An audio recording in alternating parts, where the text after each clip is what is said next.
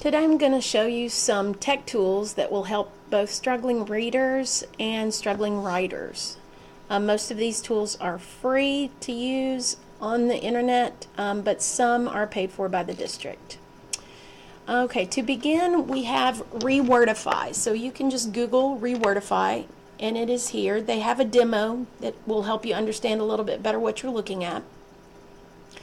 But basically on Rewordify, you can highlight, copy, paste any text into this, and it will Rewordify. So I'm going to go over here to an Encyclopedia Britannica article about the Bill of Rights. I'm going to copy this article, go back to Rewordify, and I'm going to paste the article in and say Rewordify the text. Now it has the article. Here's where it had that picture, so sometimes it gets a little strange, but it has taken that down into an easier reading level.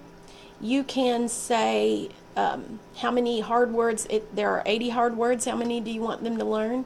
If you want them to learn 10, you can hand pick the words, or they will automatically pick the words for you.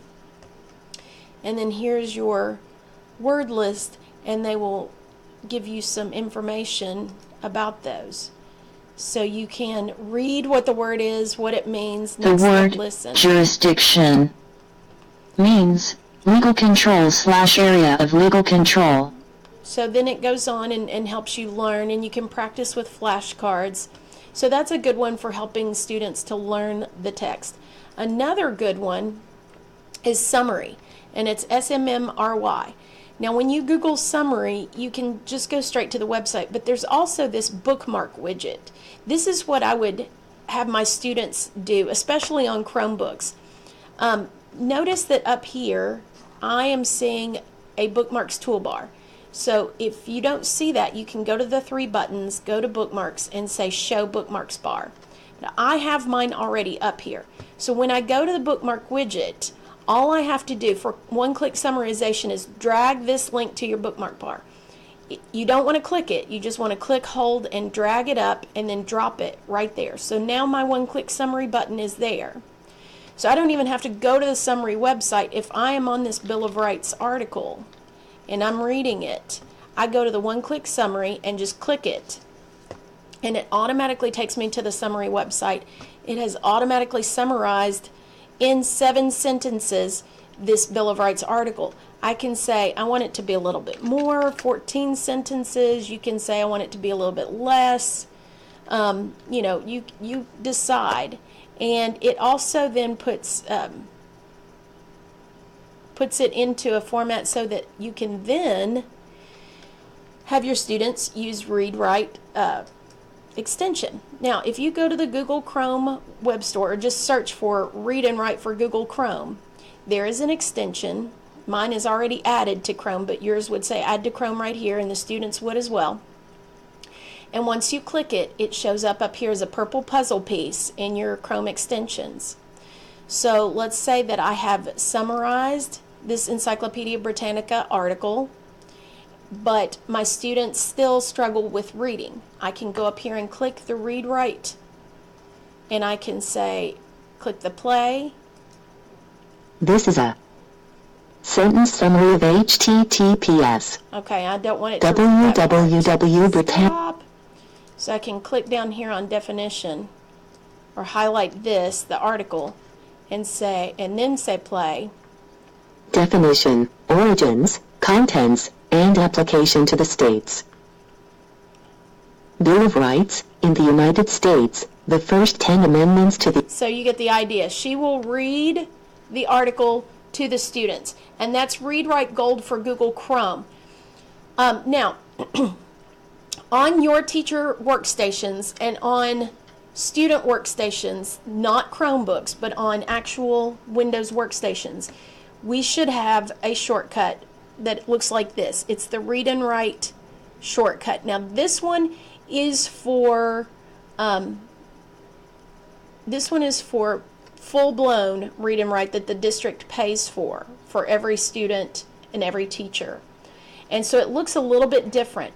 Now the reason you would want to use this one instead of the Chrome extension is sometimes for some websites, like for example, if you have a book checked out from the public library, an ebook, or you have a book on your Kindle app on your computer, they will not read through the Chrome extension, but they will read through the ReadWrite Gold software. Oops. You have to actually say, click this button, which is the screenshot button, and you have to choose this, and it thinks about it, analyzes it, looks at this information. Because this is in a reader app, it's not text on the page, it's actually more of a flash. It's Friday. Tomorrow, exactly 1 week since Lai died. I'm at school, trying not to think about what he'll look like in So the that costume. sounds a little more How many robotic. people will be there? But still, it's reading for your students, and that is, and that will also work for the collections, textbook, and so on. So both of those, ReadWrite for Chromebooks is an extension you will download. The other ReadWrite should be on the desktop. Moving on, we have Newsela. Newsela is a program that you will have to log into, and your students can log into. They have text sets, they have a library of articles and topics, they have news articles. So let's say you go to an article on money, and you will choose the article, and you can get it to read it with the, or you can choose the Lexile. Oops, I didn't mean to click that. You can choose the Lexile that you want your students to read at. So you can put it down to 570. You can do it up. You can see vocabulary words that they have for it. There are lots of different functions of this. You can have a binder of assignments. You can set units. And you can create classes. All of this you can do with the free version. So that's Newsela. If you're looking for content information and you want your students to all read the same article, but maybe reading it at different levels, that's a good source. And you can print those out as well. Another one is in Google Docs itself, and this comes with every Google Docs. There is one of the tools is voice typing. So if your students have trouble with typing information, they can just read it. So I'm going to click the voice typing, and then when I click to speak, it starts typing whatever I am saying, period. I do have to voice the punctuation, period. And if I want to put in a comma, I have to say that word. And of course you notice that it put 2 commas and then it changed one to the word comma, period.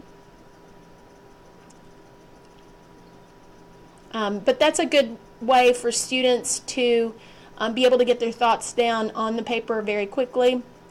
Or if you have a student who has a broken hand and can't type.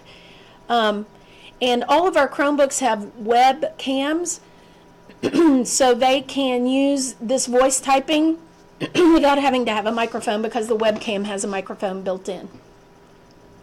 Okay, so that's just a few tools that you can use with some of your students for accommodations.